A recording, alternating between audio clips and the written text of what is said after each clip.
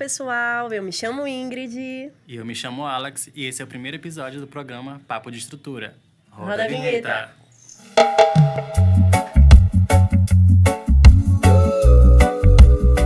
Antropólogo, historiador, sociólogo, defensor da educação e da cultura brasileira. Esse é Darcy Ribeiro.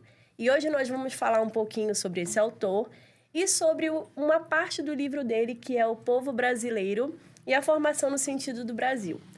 E para ter esse papo gostoso aqui, eu tenho dois convidados. Eles vão se apresentar aqui. Estamos com a Carly Silva. Obrigada pelo convite. Obrigada por estar participando do primeiro programa, né? Papo de Estrutura. Eu sou a Carly Silva, bióloga, professora, radialista, cerimonialista, agente cultural, poetisa nas horas vagas, militante e feminista em tempo integral. E nós temos também o nosso Nando Nunes. Vamos se apresentar aí, Nando. Sim. Bom, boa noite, né, a todos. Eu me chamo Fernando Nunes. Sou professor aqui no município do Cursinho Popular. Também sou um dos acadêmicos fundadores da Academia de Letras do Brasil, seccional Capitão Poço. E agradeço pelo convite, né? Vai ser um papo sobre estrutura que é muito bom, enriquece bastante, né? Então, a gente já começa com a seguinte pergunta. O Brasil, ele realmente é um país sem divisões? Ou isso só é apresentado para que a gente não enxergue que essas divisões existem? Segundo o nosso autor, o Brasil ele nasceu de uma mistura, ele é um país miscigenado, e essa mistura faz com que as pessoas não enxerguem as desigualdades sociais. Então, é uma mistura que mais atrapalha do que ajuda, vamos dizer assim. E aí, eu queria saber, né, sobre a vivência de vocês e como vocês enxergam o Brasil no dia a dia, né? Não só historicamente, mas no dia a dia de vocês, sobre essa visão do autor, assim. O nosso país, já existiam populações aqui que já existiam, culturas vibrantes e bem diferentes umas das outras. Que hoje a gente tende, principalmente a partir dos livros de história, generalizá-las como se fosse uma só. Quando, na verdade, existem várias e muitas, são mais de 270 línguas indígenas ainda faladas no nosso país. Houve um apagamento histórico. Isso é fruto da colonização, assim como houve um apagamento histórico de outros povos que foram trazidos também dentro de uma lógica de capital, que fazem parte dessa miscigenação que é a população afrodescendente que vive no nosso país. Então, essa estrutura, hoje a gente eu gosto muito desse novo conceito, a gente fala de decolonização, né? Porque a gente tem essa estrutura montada, ela é algo pensado, montado justamente para subjugar. Hoje é bom a gente falar dessa decolonização porque a gente foi implantado na nossa mente que não existe uma divisão e ela existe. É bom saber que nós somos diferentes uns dos outros. Sim. Aquela cultura de todos somos iguais. Não. Nós não somos iguais. Existe uma infinidade de culturas dentro do nosso país.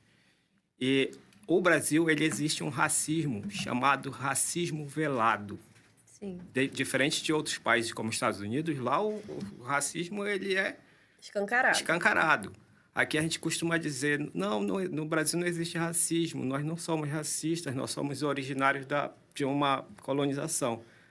De um mesmo povo, de uma miscigenação, mas a gente vê que isso é só uma fala. Mas ele existe, ele está aí presente nas estruturas, na favelização, ele está presente nos postos de trabalho, ele está presente nas escolas, ele está presente nos cargos de poder, quem assume, quem está realmente nos cargos de poder são pessoas pretas, não são pessoas trans, não são pessoas enfim, uma infinidade. Então, essas estruturas, essa divisão, ela existe. Sim. O autor, ele traz isso pra gente. Ele fala que o Brasil, ele não nasceu com uma divisão legal, como os Estados Unidos, que tinha essa divisão, por exemplo, leis, escolas só para branco, escolas só para negro, né? segregação.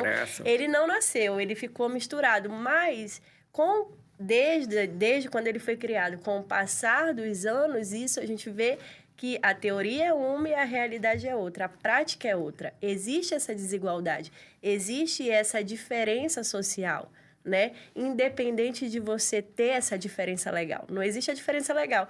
O que faz com que a gente pense que nós somos um único povo. Mas não é assim, né? Não, com certeza não.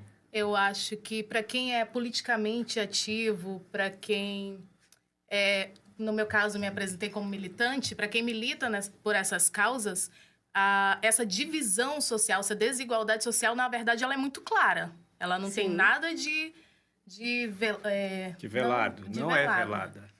Porque se a gente observar quem são as pessoas que estão nas periferias, quem são as pessoas que estão nas favelas.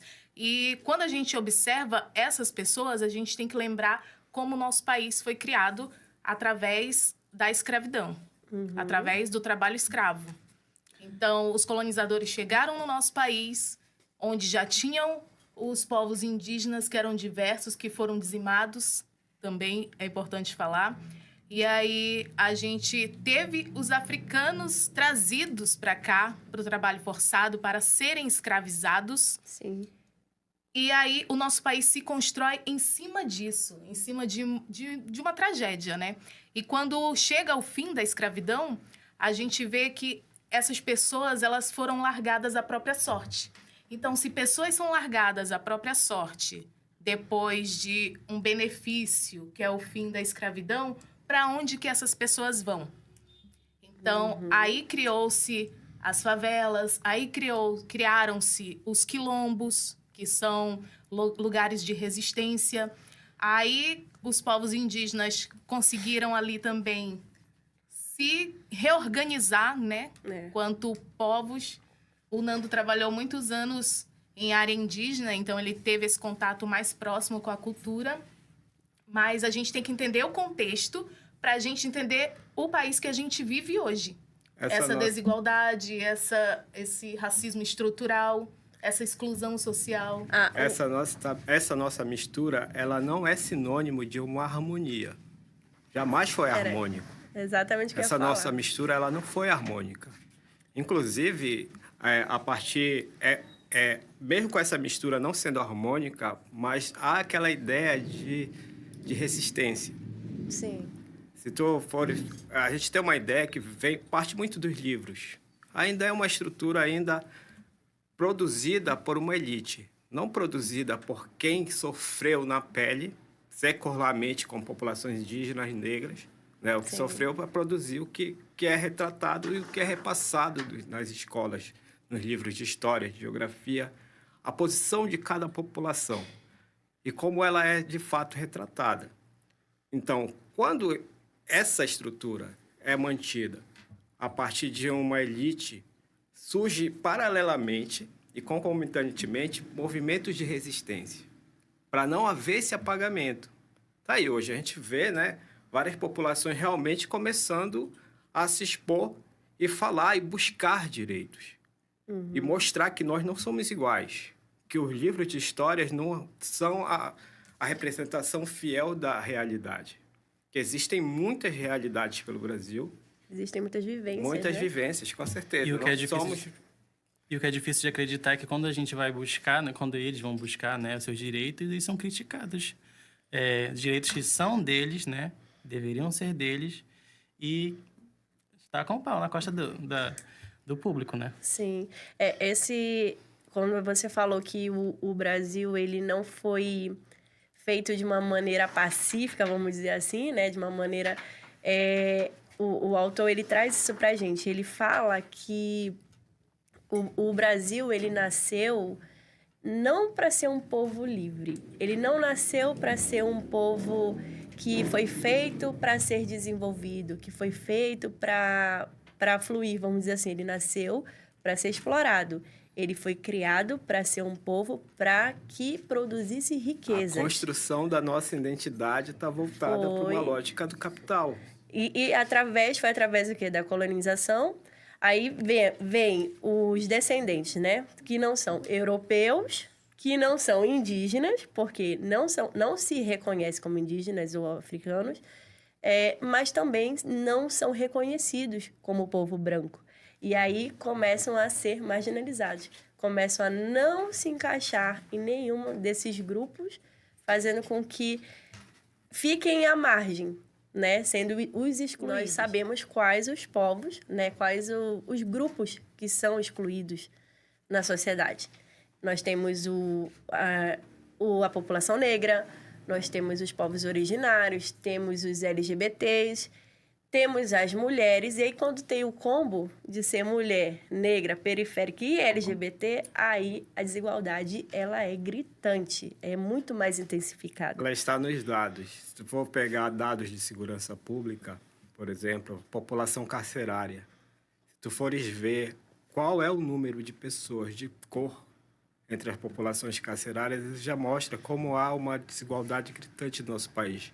Não pela questão de a população de cor, o negro, o pardo, estar voltado para a criminalidade. Sim. Isso já seria aquele racismo científico.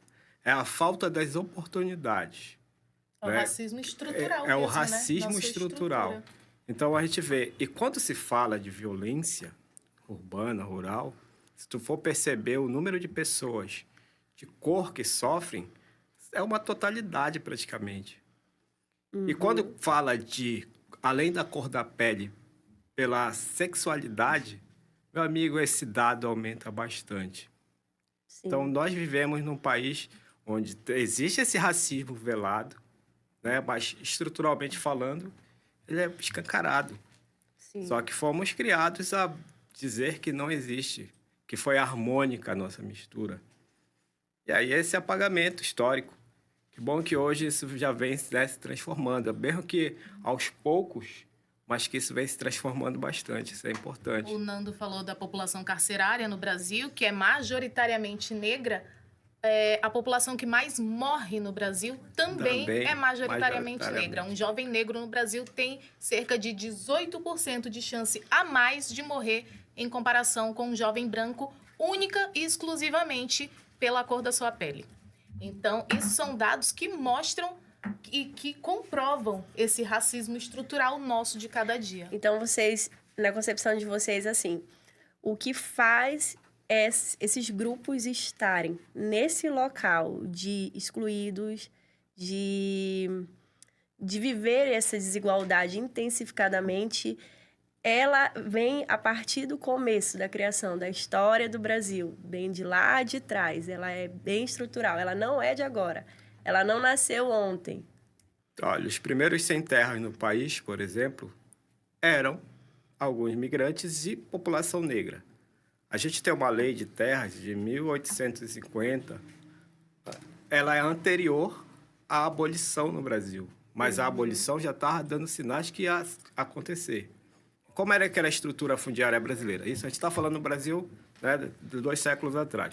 A estrutura era, se tu utilizas, toda a terra é do Estado, é devoluta. Se tu utilizas, tu tem tua posse, tu pega ali e planta, aquela estrutura começa a ser tua.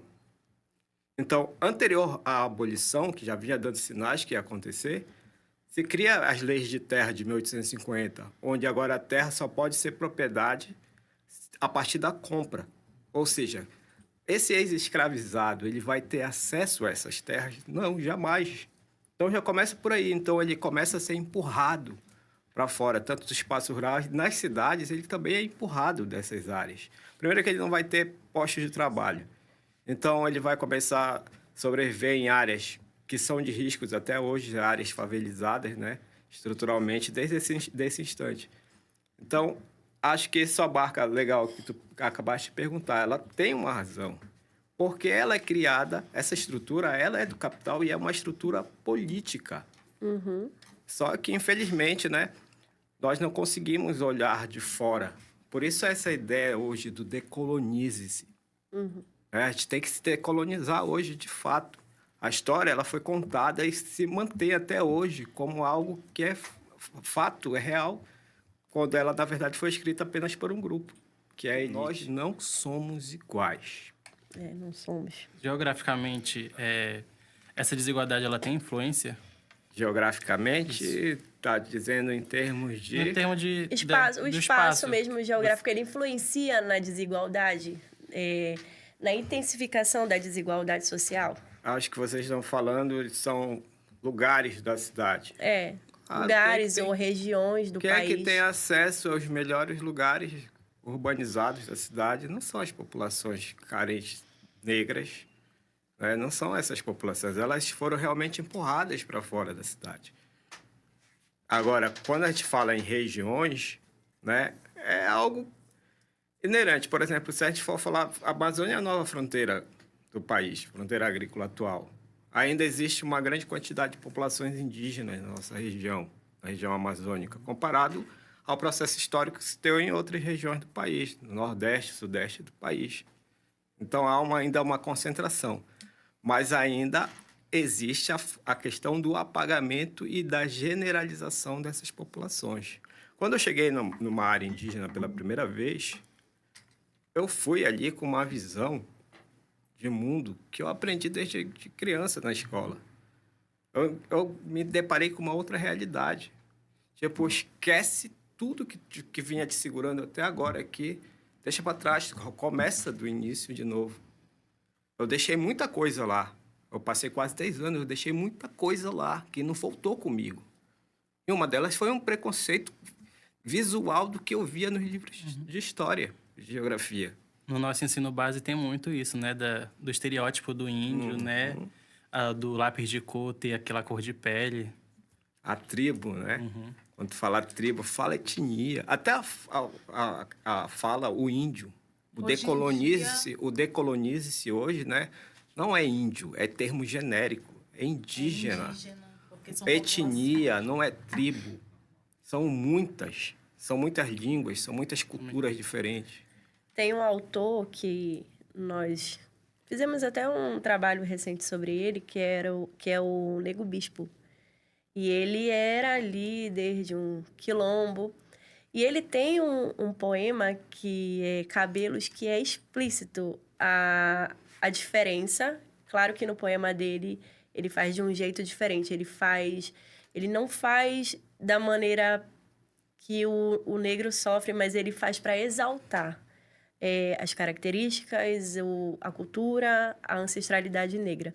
Mas nesse poema é explícito essa desigualdade.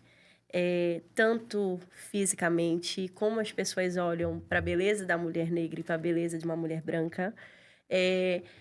Tanto espacial, como, por exemplo, no poema ele fala que a branca você encontra no shopping e a negra você encontra na feira. Entendeu? E aí ele faz ele escancara, né? Essa desigualdade social dentro dos espaços da sociedade. Porque a sociedade, ela foi estruturada também a partir do que ela vê. Ela separa as etnias também pelos espaços, né? E ele deixa isso claro no poema dele. Alguns dados aqui que comprovam, reforçam, né? Tudo isso que a gente está falando, por que essa desigualdade existe. Então, essa desigualdade, ela se mostra também em números.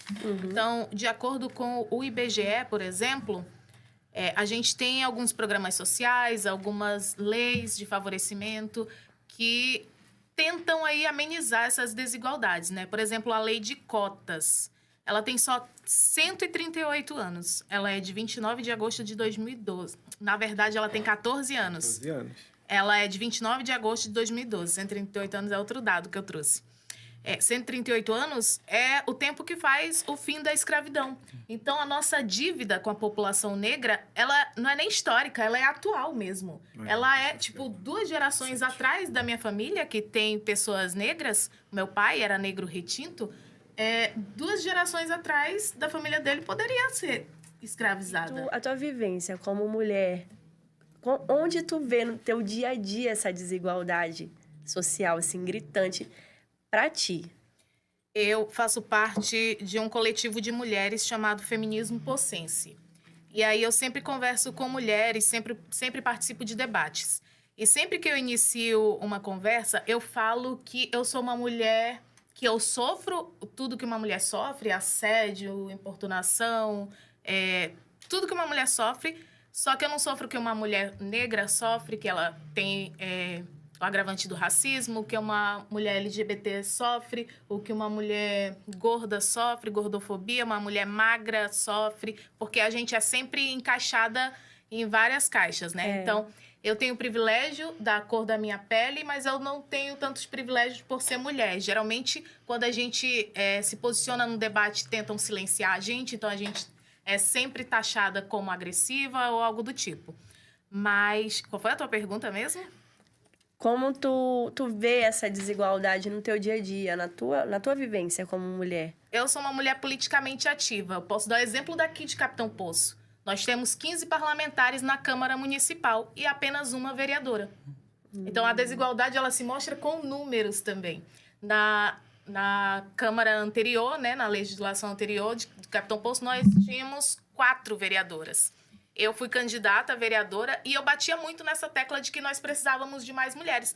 Até porque nós somos cerca de 52% da população brasileira. E nós não nos vemos representadas politicamente no cenário. Porque é nesse cenário político que se fazem as leis, que se decidem os nossos destinos. Então, se nós não estamos lá para defender os nossos direitos, muito provavelmente nós não teremos leis que supram as nossas necessidades quanto mulheres na sociedade. E somos a maioria, né, assim da população. como os negros são maioria na população também, que são 56% da população. Que também, se a gente for ver a representatividade na Câmara dos Deputados, no Senado Federal, no STF, então nem se fala. Na Presidência da República. Então, quando a gente não se vê representado, automaticamente a gente tem menos chances de ter leis que favoreçam esse público. Então, a lei de cotas, para mim, ela é um divisor de águas, apesar de ser bem recente, ela tem 14 anos, mas ela é muito, muito, muito importante. Sou formada em Biologia pela Universidade Federal Rural de Capitão Poço, passei pelo SISU, fiz todo meu ensino fundamental e médio em escola pública. Então, eu posso dizer que eu sou fruto de uma política pública federal. Eu posso falar um pouco quando ela foi instituída, essa lei. Como ela causou um debate na sociedade. Ainda não tinha, são 14 anos atrás, a gente não tinha tanto acesso à internet. E ela causa um debate que já vinha da mentalidade da população brasileira. Como eu te falei, é um projeto estrutural e ele foi tão bem que eu lembro que a gente sentava e conversava sobre quando ela estava sendo implantada. E a ideia das pessoas é o capacitismo. Não, pera lá. Então, vai ter uma lei de cotas para a população parda e negra, isso já fica estampado. É estampado que ele tem menos capacidade de estar... Aí vem a meritocracia, dele estar nesses espaços. Então, o próprio pardo e o próprio negro, ele combatia a lei da cota, que ele não queria ser comparado a alguém que não tivesse capacidade. Eu digo, meu amigo... Ele não entendia que na corrida ele está muito atrás, né? Não meu é amigo, capacidade. é uma dívida social histórica. Sim, mas é uma dívida social histórica, mas nisso, eu estudo pra caramba, não sei o que lá, eu vou conseguir. Mas qual foi a tua estrutura? Porque, historicamente, quem são as populações segregadas? Porque tu acaba alimentando um ciclo vicioso. Meu pai era pedreiro, minha mãe é faxineira. Quais as condições? Eu vivo em casas precárias, uma moradia precária. Quais as condições que eu tenho de chegar a um outro ponto? A gente não concorre em pé de igualdade. Acabava que esse garoto chegava de novo a perpetuar os postos de trabalho. Era mais um posto de trabalho de novo, para quando o pai dele morresse, ele ficasse como sucessor, o pedreiro. Então, essas leis, a importância dela não era para medir a capacidade, era para dar essa equidade para essas populações que não tinham essa equidade. Equidade é a palavra, que é a justiça social que a gente tanto busca nesse país. A gente não busca igualdade, porque nós não somos iguais, como tu já falou. Das vivências, né, eu posso me citar, porque eu sendo pessoa de cor, né, periférico, eu não tenho nem vou ter, né, o mesmo privilégio que uma pessoa branca, né. Por exemplo, muitas das vezes a gente tem que estudar ou trabalhar. A gente não pode ter esse privilégio de escolher, né. Fazer os dois, A gente não geralmente. tem essa escolha, né. Com certeza. Eu terminei o ensino médio à noite porque eu trabalhava o dia todo. Então, eu já não estava no mesmo pé de igualdade de quem só ia para a escola estudar e só se dedicava a isso, né? Ao estudo. Então, eu me cito como exemplo, por quê? Porque na minha infância, eu também fui beneficiária do Bolsa Família, que ajudava minha mãe a complementar a renda e me manter na escola, porque a gente sabe que tem os gastos com material escolar e tantos outros gastos que uma criança precisa, né, para se manter.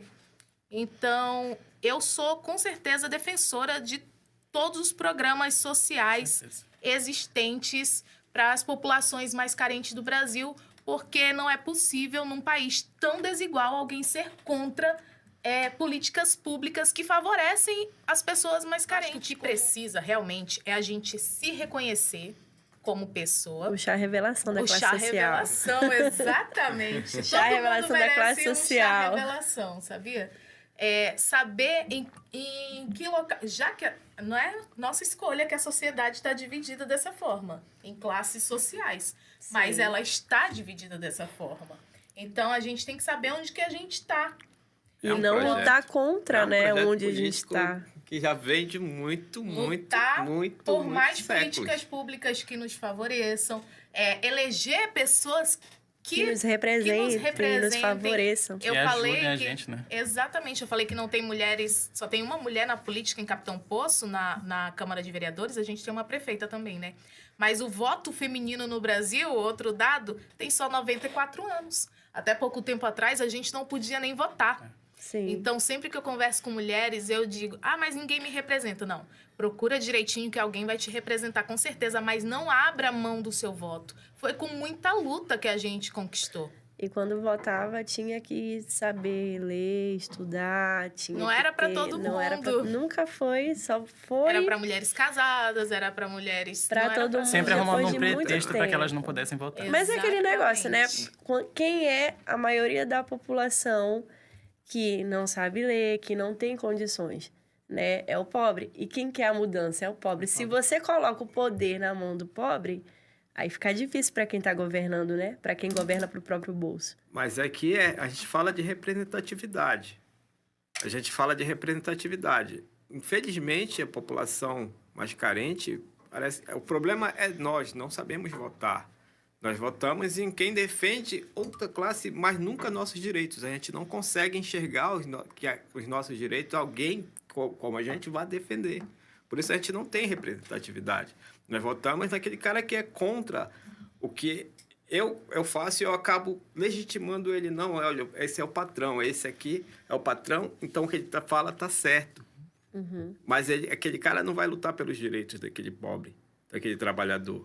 Não é que ele não tenha consciência de classe, ele sabe qual classe muitas vezes ele pertence. Mas eu acho que a gente... ele não consegue enxergar quem vai representar. Acho que não se reconhece, não né? Se reconhece. A gente não, eu acho que a maioria não consegue enxergar, que não sabe votar, porque não foi ensinado. Com e certeza. aí a gente puxa lá para nossa educação base, né? A gente puxa para o que a gente aprende. Então, se você é ensinado só a produzir, a uma educação que só é feita para o mercado de trabalho, você não está preocupado em melhoria, coletividade. Você está preocupado aqui, ó. O que eu vou fazer para eu ter dinheiro, para eu colocar a comida lá na minha mesa? É isso aqui importa para mim, não é a coletividade. Para a gente fechar nossa conversa, a pergunta final que eu posso fazer para vocês. Vocês entenderam mais ou menos a visão do autor, né? Que o Brasil, ele tem uma mistura, mas é mais uma mistura teórica, porque o povo, ele vem, né, dessa junção dos povos africanos, dos povos indígenas e dos europeus, e nisso vem a miscigenação. Mas é uma divisão falsa, aliás, é uma mistura falsa, porque temos as divisões sociais. Essa é a visão dele. Segundo vocês, aí eu quero ouvir de cada um, inclusive de ti. Essa visão dele, ela é correta? A gente vê isso no Brasil hoje? Que ela é uma mistura falsa? Que ela é uma mistura que ela é falsa, porque, na verdade, nós não somos só um povo, somos um povo em teoria, mas a em mistura prática ela é factível. né, desde o nosso processo de colonização, ela é factível. Porém, na formação de uma população brasileira, talvez se o Darcy Ribeiro começasse a escrever o livro dele hoje, ele ia perceber novos movimentos, né? Essa tentativa de apagamento da história da nossa miscigenação, ela está meio que caindo por terra. Porque quando ele escreve, até o momento de 95, né, quando ele lança o livro, a gente ainda não tem toda essa consciência. A gente está caminhando para outra coisa, não, pera lá, de reafirmação da cor. Olha, eu estou vendo a afro-religiosidade, que antes era algo completamente escondido, era escondido. Hoje eu estou vendo os jovens se reafirmando, chegando com, né, botando a sua bandeira LGBT, botando a sua bandeira que eu sou afro-religioso, o colar, o cordão. A sua guia. Exato. A sua bandeira está colocando, mostrando que ele faz parte, né? Ele está começando a fortalecer o que é realmente a construção de uma identidade. Sim. O paraense, por exemplo. Muito paraense talvez tivesse até vergonha por ser nortista. Hoje o paraense, cara, a construção da identidade está cada vez mais forte. Então, se o Darcy Ribeiro fosse escrever o livro dele, talvez hoje ele já tivesse uma outra mentalidade, porque o momento que ele escreve, a gente ainda está bastante colonizado. Nós somos ainda colonizados, mas hoje a gente está num processo de reafirmação cultural e uma construção de uma identidade ainda mais forte pelas diferenças que existem dentro desse espaço. Essa mistura teve uma população que predominou, uma cultura que predominou, que é a mais aceitável, que é justamente a cultura branca, né? Dos colonizadores e daqueles que vieram depois para essa tentativa de embranquecimento da população, que chegaram, ganharam terras, que são os povos italianos, os povos alemães, que aí no decorrer da nossa história também tem isso registrado, né? Que eles chegaram, ganharam terras para se estabelecer, coisa que os negros não ganharam, foram, como eu disse, largados à própria sorte, o que mostra a resistência do povo negro, que merece nosso total respeito. Indígenas, né? Negros. Indígenas e negros. E essa cultura foi a que prevaleceu, essa religião foi a que prevaleceu. Então, tem uma cultura e uma religião que são mais aceitáveis em detrimento de outras culturas, né? E hoje, a internet tem a sua parte, tem os seus malefícios, né? Porque, como tudo na vida, na nossa sociedade, tem para o bem e para o mal, a internet também tem... a gente vê muito os preconceitos aflorados, mas a gente também vê que essas populações estão ganhando destaque na internet, estão tendo mais visibilidade, e eu vejo isso como algo muito positivo, porque o preconceito é justamente aquele conceito sem conhecimento, algo que a gente não conhece. Então, uma vez que a internet dá espaço para culturas afro, para culturas indígenas, então a gente acaba diminuindo um pouco o preconceito, porque a gente está ali vendo constantemente. Coisa que a gente não mencionou aqui. As pessoas que se consideram brancas no Brasil, se elas forem para um país, tipo os Estados Unidos, por exemplo, que é um país extremamente racista, que houve toda aquela coisa de segregação, lá eles vão ter esse chá revelação de que eles não são brancos. Que eles são latinos. Porque lá a gente é visto como latinos. Sim. E latinos... Para os racistas, nós somos uma classe inferior. Então, que todo branco de elite brasileiro tem esse chá revelação quando for visitar a Disney. Até mesmo em Portugal, né? Mesmo a gente falando praticamente a mesma língua, a gente sofre essa violência lá deles, né? Então, assim, com a pergunta, seria mais ou menos assim, um depende, né? Porque a gente vê, na teoria a gente vê que é uma coisa, mas na prática a gente vê que tem essa divisão, né? Tanto de região, tanto de língua, culinária. Então, tem sim essas divisões. Então, um depende, essa pergunta. E aí, gente, eu quero agradecer vocês, a participação de vocês aqui no nosso programa, no nosso primeiro episódio. Tava todo mundo nervoso. Tava todo mundo nervoso, mas é sempre bom ter esse papo, é sempre bom conversar com pessoas que têm uma mente, que gostam de falar sobre as políticas públicas, sobre a população brasileira, sobre uma melhor forma, né, de andar por esse caminho. É muito bom também ver outros pontos de vista. Não é sempre, a gente nunca vai encontrar pessoas que sempre concordam com a gente, mas é muito bom ouvir, respeitar, conversar, entender o outro ponto de vista. Isso é muito legal. E aí eu tô feliz pela participação de vocês, quero agradecer Obrigado. vocês. E eu espero que tenhamos outras oportunidades de conversar mais e mais aí nos próximos programas, quem sabe. É bom ter essas vivências, né? Vocês são vivências na prática, né? Então, ouvir de vocês é bem interessante. Vocês querem deixar algum recado para o nosso público? Obrigada pelo convite e se engajem politicamente, tenham senso crítico, sejam progressistas Ano e de eleição, votem né? em quem represente vocês. Mulheres, não deixem de votar jamais. Jamais votem em branco nem nulo, mesmo que seja uma opção que você considera ruim, mas não deixe de votar, por favor. Nando? É isso. Também agradeço, né, a participação aqui, o convite.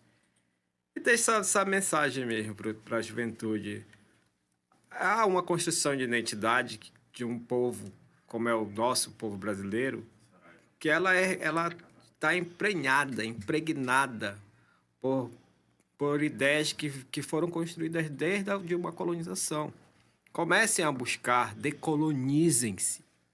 A ideia hoje é essa: decolonizem-se e fortaleçam as suas identidades regionais, religiosas, fortaleçam sempre. E vocês só conseguem isso através de crítica. Crítica, quando eu falo, não é criticar o outro. Autocrítica, buscar conhecimento, né? E começar a comparar esse conhecimento, começar a buscar de uma forma e mais a fundo de algo, para que tu realmente consiga ter essa noção de colonização e decolonização. Valeu! Bom, gente, é isso aí. A gente encerra por aqui. Muito obrigada pela visita de vocês, pela participação, aliás. E até o próximo episódio de Papo De estrutura. É.